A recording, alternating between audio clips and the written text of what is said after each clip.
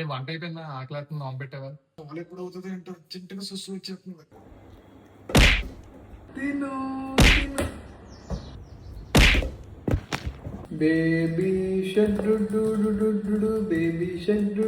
అలనాటి రామచంద్రుడి కన్నింత A for apple, A for apple, B for ball, B for ball. నేనేను చేస్తాను. త్వరగా పెట్టండి మమ్మల్ని సర్ప్రైజ్ మ్యూజిక్.